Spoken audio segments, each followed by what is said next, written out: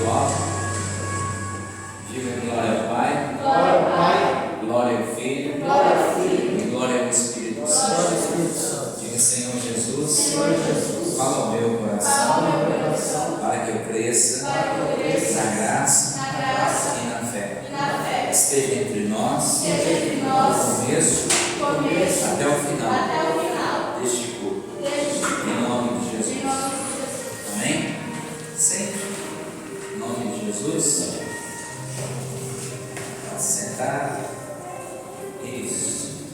As crianças vão descer. Então vamos orar pelas crianças aí?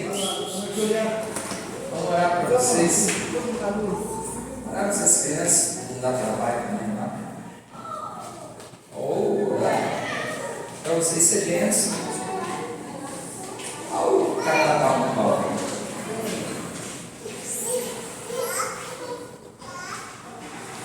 Tudo bem? Tudo bem, senhor? Vocês querem a mão para cá? Vamos abençoar essa criançada. Senhor Jesus, abençoe as crianças, porque dela é o reino dos céus. Que elas possam estar na escolinha, ter sabedoria à professora, dê paz às crianças, e que lá elas possam aprender, interagir, possam se envolver com as outras crianças. Enquanto nós aprendemos aqui, elas aprendem lá. Assim nós oramos e abençoamos em nome de Jesus. Amém. Bom, com Deus, vai lá. No final a gente pega vocês. Se der bem. Se não der, vocês podem aqui para o próximo dia.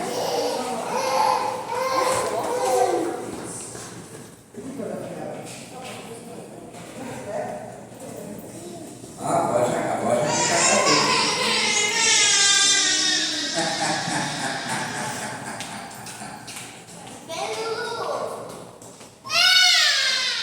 Ai, que chorinho gostoso. É um choro assim, eu quero comigo que assado. Não parece, Rocha? Parece. Você sabe como é que é, né? Você chora assim também, né? Quando chega lá, tem miojo, você chora igualzinho. Igual criança. Tá bom? Pessoal da internet, pessoal que vai assistir pelo YouTube, hoje eu vou falar sobre confiança. Confiança nos traz vitória. E a desconfiança, ela pode nos proporcionar bastante incômodo. Ela pode nos proporcionar fracasso. Ah, bispo, mas a Bíblia diz: maldito é o homem que confia no homem. Verdade. Só que é um texto mal interpretado. Se você for lá e for estudar esse texto, você vai ver que ele não está falando de você não confiar nas pessoas. Não é isso que o apóstolo Paulo está falando. Ele está falando: maldito é a pessoa que deposita sua confiança em si mesmo e não precisa de ninguém, nem de Deus. Ele não está falando que você não confiar nas pessoas. É lógico que você tem pessoas que não dá para confiar. Tem pessoas que são mentirosas, são trapaceiras. Tem pessoas que são volúveis, instáveis. Mas tem pessoas que são de confiança. Agora, o que o apóstolo Paulo está falando é da autoconfiança, do narcisismo. É aquela pessoa que ela confia só no que ela faz. Só o que é dela é bom, só o que é dela é melhor, só ela sabe fazer, só ela entende, só ela é o melhor. É isso que o apóstolo Paulo está falando. Então, quando ele entra nessa questão aqui, de confiança traz vitória, nós vamos aprender hoje um trecho importantíssimo da gente ter sempre alguém que a gente tenha confiança. Até porque, se você ler o meu livro, você vai ver que você tem um trecho, tem uma lição no meu livro, que é importante você ter um conselheiro espiritual, para que você possa conversar com ele, para que você possa contar para ele as suas dificuldades, para que vocês possam orar juntos, porque a Bíblia diz que é necessário você confessar com a sua boca. Não que ele vai te julgar ou te condenar, porque ninguém tem esse poder. Mas no meu livro Salomão ele fala sobre isso. Tem gente que guarda sete chaves, os seus segredos. A Bíblia diz que quem esconde os seus pecados nunca vai conseguir crescer na vida. É só pegar meu livro e ler. Está lá na Bíblia. Todo o conteúdo é da Bíblia. Todo o conteúdo, as explicações são minhas. Mas todo o conteúdo foi tirado da Bíblia. São 21 lições. Então a Bíblia fala que quem esconde seu pecado nunca vai ter sucesso na sua vida. Então a gente precisa colocar isso para fora, expor. Não porque a gente, mas para quem que a gente vai contar? Para alguém que a gente tenha plena confiança. Mas para quê? Porque a Bíblia diz que uma vez confessado, ele foi anulado. Quando você confessa o nome de Jesus, você anula a morte espiritual sobre a sua vida. Então é importante. Eu venho na igreja, então eu já sou salvo. Não. A Bíblia diz lá em Romanos: todos pecaram. Todos. E ele diz: se com a tua boca você me confessar, no teu coração você crê. Então Jesus falou que eu preciso confessar o nome de Jesus publicamente. Jesus, eu te aceito como meu Salvador. Então eu preciso fazer isso publicamente para que aconteça a salvação. Mas vamos ao trecho que é 1 Crônicas, capítulo 19, que é a nossa lição. Capítulo 19, 10 até o 13. 10 até 13. 19, 10. Nós vamos ler até o 13. Então está escrito assim: vendo Joabe que estava cercado pelas linhas de combate, escolheu alguns dos melhores soldados de Israel e colocou e posicionou-os contra os arameus. Então aqui nós temos Joabe. Quem mais que está? Vamos lá. Pôs o restante dos homens sob o comando do seu irmão Abisai. Então em quem Joabe confiava para uma guerra estratégica? Confiava no seu irmão sanguíneo, irmão de sangue. Ele confiava no seu irmão de sangue, irmão na palavra, mas irmãos de sangue. Bispo, mas na minha casa não dá para confiar nos meus irmãos de sangue. É verdade. É verdade. Eu falo isso para você porque eu sei como funciona, principalmente uma família grande. Tem irmãos de sangue, se você contar certas coisas, eles vão usar contra você no futuro. Tem irmãos de sangue que tem inveja de você. Então, às vezes, tem pessoas estranhas que são mais confiáveis do que parentes. É fato. Isso não tem nada a ver com o fato de ser o caso dessa família. Mas quem era o cara mais de confiança de Joabe? O seu irmão mais novo, Abisai. Então Joabe escolheu os caras mais bons na batalha, separou os mais fracos e dividiu os dois em grupos, dois grupos, os mais fortes e os mais fracos. Qual é a primeira lição que a gente aprende aqui? Estratégia. Deus havia falado com eles estavam numa situação difícil, contra dois povos bons de batalha, dois povos difíceis de se vencer, e eles precisavam de uma estratégia. Mas eu estou passando uma luta, não é só orar, fazer jejum, não. Tem hora que eu preciso ter uma estratégia. Tem coisas que eu preciso ter uma estratégia.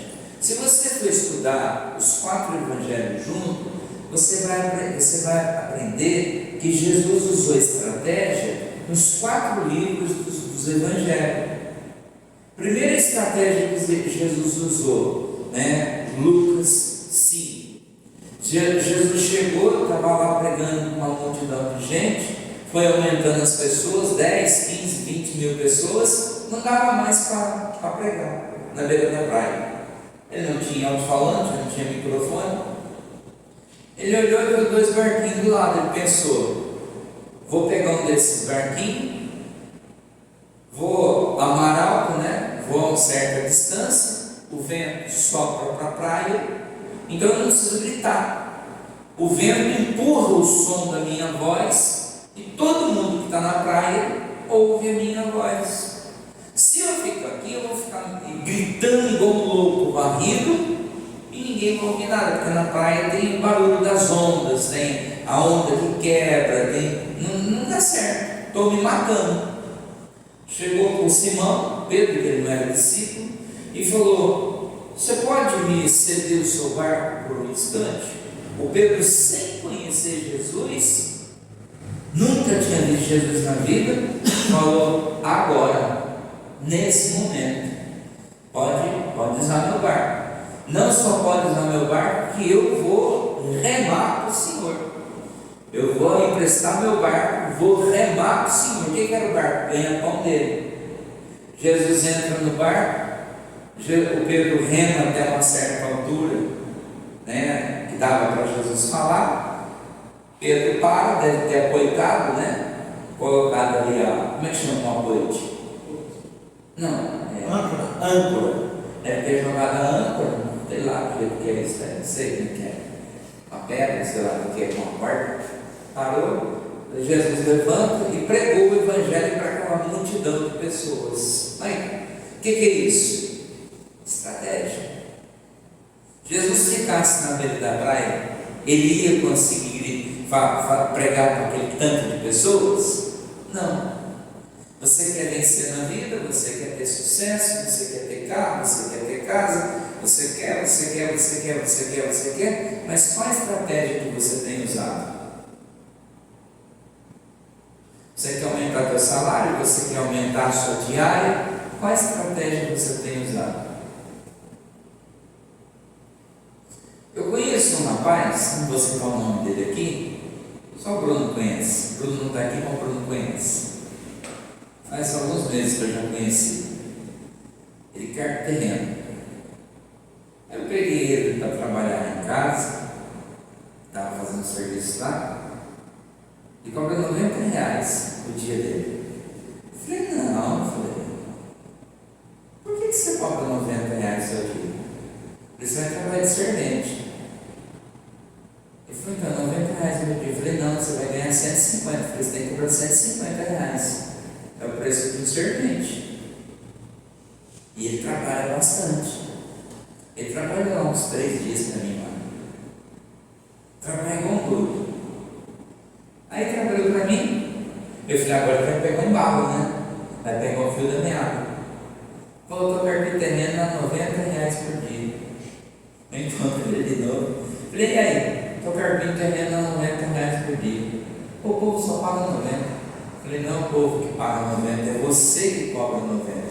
Você não dá valor ao seu trabalho. Você não dá valor ao seu trabalho. Não tem uma maquininha elétrica, é só uma enxada e uma lima. Falei: você não valoriza o seu trabalho. Sabe o que vai acontecer? Daqui 10 anos você vai estar carpindo terreno. Eu não sei, o dinheiro vai valorizar ou desvalorizar por um valor mínimo. As pessoas aproveitam de você. Daqui 10 anos você vai estar carpindo terreno por um valor mínimo. Falei: todo mundo quer isso. Falei: você sabe trabalhar de servente pedreiro. Falei: por que você não entra no móvel de trabalho de servente pedreiro? Não, mas ninguém me contrata. Falei: você vai atrás? Não. Falei: serviço não cai do céu. Falei: se você ganha 90 de vez em quando carpindo terreno, se você trabalhar 5 dias por semana trabalhando de servente pedreiro, você vai ganhar muito mais. Mas o cara se acomodou vivendo desse jeito. Então o que eu quero falar é que a gente precisa ter estratégia. Tem que ter estratégia. Então, seja para qualquer coisa, a gente precisa ter uma estratégia. Jesus sempre teve uma estratégia. Sempre teve uma estratégia. Joabe teve uma estratégia. Qual foi? Ele diz: os fortes ficam na frente, junto comigo, e os fracos ficam atrás de mim, junto com como é que chama? Com Abisai. E posicionou contra os amonitas. Por quê? Os amonitas eram mais fracos. Os amonitas eram um povo mais fraco. Próximo versículo. E Joabe disse a Abisai, olha lá o que ele diz: se os arameus forem fortes demais para mim, você vem me ajudar. Mas se os amonitas forem fortes demais para você, eu vou te ajudar. Ô irmão, se os caras que eu estiver enfrentando, você vê que eles estão vencendo, você pode me ajudar. Mas se eu ver que os caras que estão lá contra você estão vencendo, eu corro e ajudo você. Fechou? Fechou. Isso é aliança. Nós somos juntos para o que deve é. E assim eles foram para a batalha. E o que mais no último versículo? Seja forte e lutemos com bravura pelo povo, pelas cidades do nosso Deus. Que o Senhor faça o que for da sua vontade.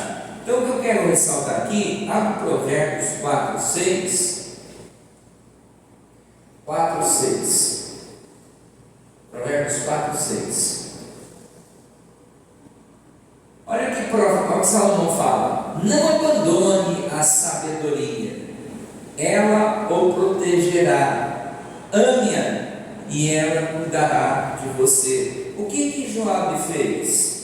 Ele recebeu de Deus uma ordem e usou de sabedoria. Ele não usou de uma estratégia humana, ele não usou de uma coisa fajuta, ele usou de uma estratégia de Deus. É o que ele está falando: ame a sabedoria e você vai ter sucesso. Pratique ela e você vai vencer na vida. Muitas vezes a gente vem na igreja, a gente recebe a faca e o queijo na mão, chega lá fora a gente faz de outro jeito. Chega lá fora a gente fala: não, eu vou fazer desse jeito, eu gostei daquilo, eu gostei daquele outro, eu dou um jeito assim, dou um jeito assado. Aí o que acontece? A gente bate a cabeça. Bate a cabeça e ainda a gente pergunta: por que não deu certo?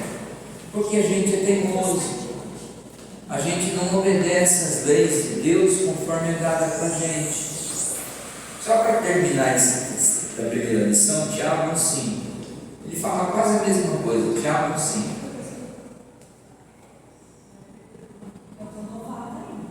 Tiago é o Novo Testamento.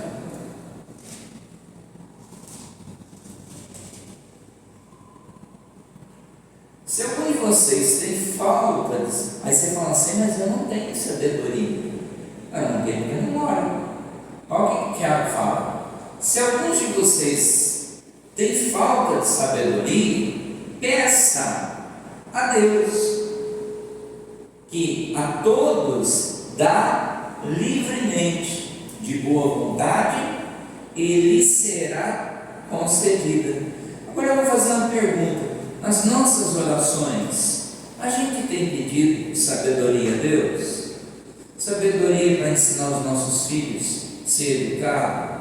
Sabedoria para ensinar o caminho de Deus aos nossos filhos?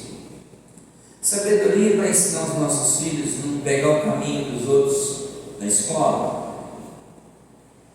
Porque, olha, eu vou falar para você, eu tenho uma filha de 9 anos, e olha, a gente conversa com ela, gente, tem cada coisa. Eu até sei para quem eu falei, para a Jéssica que eu falei. Vocês devem ter visto isso sei lá, no YouTube, sei lá onde eu vi isso daí. O policial falando indignado. O bandido foi roubar uma casa, eu não sei que cidade que é isso, talvez vocês saibam me dizer. O bandido foi roubar uma casa, o cara colocou portão, em cima do portão ele colocou umas lanças. Só que o bandido não viu as lanças, ele errou e ficou enroscado, machucou a perna, ficou enroscado na lança. Aí a polícia foi lá e tirou ele. Sabe o que ele fez? processou o dono da casa, que machucou a perna. Sabe o que o juiz fez? Fazer indenização. O juiz obrigou o dono da casa a pagar 70 mil reais para o bandido.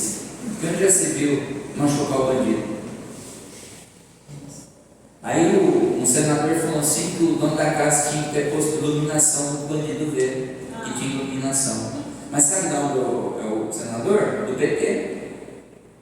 É brincadeira, gente. O negócio desse está errado. O negócio desse está errado. Eu queria ter um pitbull, um bandido desse entrar na minha casa, um pitbull, eu ia fazer o pitbull com o meu bandido. Deixar só nem o osso. Cadê o bandido? Não, que não entrou bandido não, moço. Que não entrou bandido não. Pergunta lá pro Adenilson. Deve ter entrado na casa do Adenilson. Não, mas coisa maluca. Perigoso entrar na sua casa e você ser o culpado.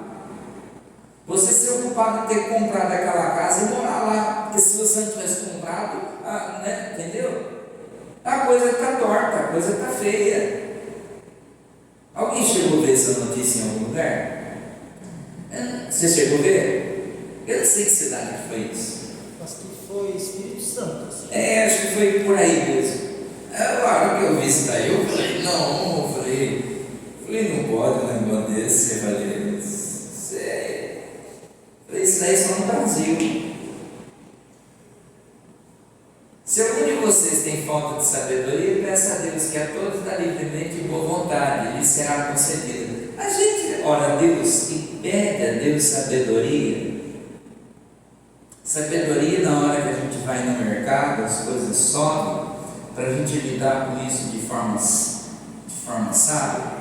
Ou a gente fica reclamando, brigando com a moça do caixa, que é empregada igual a gente, não tem culpa nenhuma. A gente tem sabedoria, por exemplo, de resolver conflito. A gente tem sabedoria, por exemplo, quando o nosso patrão, o nosso chefe vem cobrar a gente, e a gente quer sair na pancada, a gente quer sair no braço, cara, é falta de sabedoria. Não, comigo assim mesmo, resolve no braço. Resolve no braço porque não tem sabedoria. A Bíblia diz que quem tem sabedoria resolve as coisas com apenas uma palavra. Então eu preciso orar a Deus e pedir a Deus sabedoria. Esse cara aqui, como é que é o nome do cara lá? Joabe. Joabe pediu sabedoria. Deus falou assim: põe os melhores na frente, os mais fracos para trás, divide com o cara que você confia, vocês vão ter vitória. Vamos para a segunda lição. O que eles fizeram? Eles confiaram um no outro. De que forma? Dizer assim: olha, eu vou ficar de costa para você, você de costa para mim. Só que se eu precisar, eu vou ter toda a confiança que você me socorre. Só para falar assim, hoje, a gente confia em alguém? O mundo que está hoje, do jeito que está dando para confiar em alguém? Hoje está difícil até de confiar em pessoas que estão perto de nós. A gente precisa confiar em alguém. Confiar para poder conversar, para poder pedir oração, confiar para poder expor. As pessoas que vão na clínica, as pessoas, você vê que elas estão explodindo porque elas não confiam em ninguém mais. É como uma bexiga que chegou no limite, elas não confiam em ninguém mais. Você conversa com seu marido? Conversa. Você conversa isso com seu marido? Não. Por quê? Porque ele não vai entender. Você vê que interessante? A falta de compreensão, o machismo, o feminismo, isso destrói família, destrói casamento. Se houvesse um entendimento mútuo, muitos casamentos seriam poupados, muitas famílias não se separariam. Às vezes, por exemplo, pegar aí a mulher que trabalha fora, ela tem que fazer meia hora de hora extra. O marido já fica em encafifado, quando ela chega, ele já começa a descarregar o trilho em cima dela, não dá tempo nem para não falar, ele fala, pega as coisas e vai embora. Ela estava trabalhando. Por que ela trabalha? Para poder aumentar a renda familiar, para poder pagar as contas. Ela está trabalhando porque ela gosta, porque é legal, ou porque é bonito. E vice-versa. Também não estou defendendo nem falando nada mal de um nem do outro. Mas isso é importante, eles confiaram um no outro. Terceiro, eles confiaram na estratégia dada por Deus. Eles confiaram no que Deus falou para eles. Deus falou? Falou, então vamos fazer. Paulo para para frente. E para terminar, eles confiaram na palavra de Deus. Deus falou? Falou, então vamos fazer.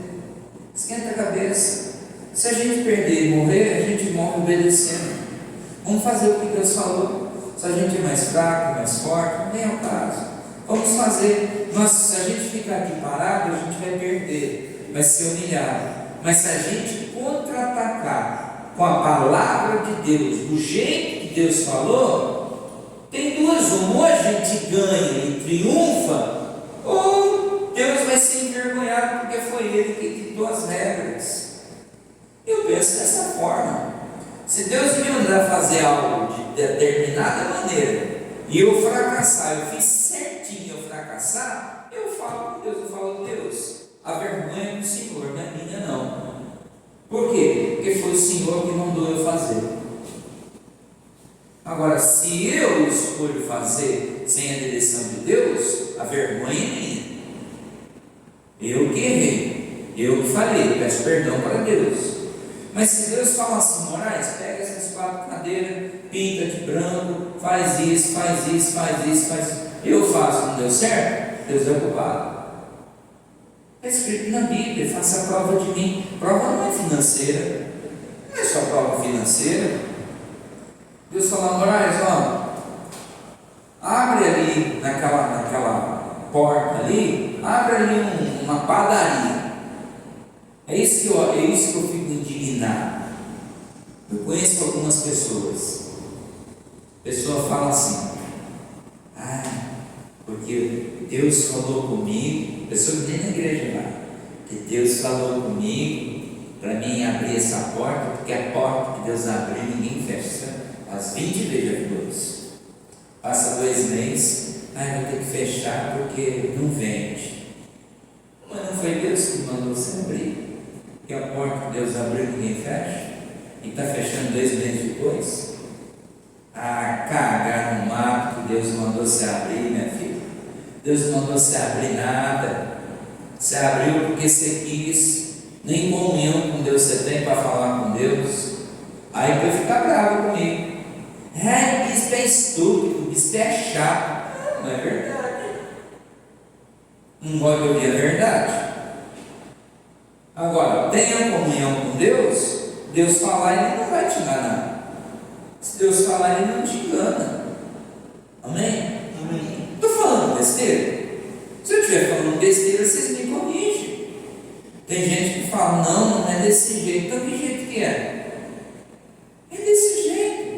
Se Deus falar para você assim, ó, atravessa essa parede, você fala, não tem porta. Ele manda um raio e abre a porta. É essa porta. Ele falou para Jeremias, passa essa porta. Era uma montanha. Jeremias falou, não tem porta. Aí de repente cai um raio, abre uma vala lá. Jeremias falou, desculpa Deus. Quando o Senhor disse, quando eu falo que não tem, o Senhor tem. Quando eu não posso, o Senhor pode. Jeremias passou. Se eu não tenho, Ele tem. Se eu não posso, Ele pode. Se Ele falar, faz, eu faço. Agora, se eu fizer sem Deus aprovar, Ele não tem compromisso. Se Deus aprovar, Ele tem compromisso. Amém? Amém. Gente, vamos orar a Deus. Curva a cabeça, feche os olhos. Senhor nosso Deus, nós aprendemos que é importante a confiança, é importante nós aprendermos ter estratégia para todos objetivos, para que nós possamos servir ao Senhor em espírito e em verdade, para que a igreja, a obra, o corpo de Cristo cresça e o Senhor seja louvado. Abençoe esses irmãos e irmãs que estão aqui e que todos sejam abençoados na casa, no trabalho, na família, em tudo aquilo que tocam a mão. Assim eu oro em nome de Jesus. Amém. Pessoal da internet, fiquem com Deus. Deus abençoe, em nome de Jesus.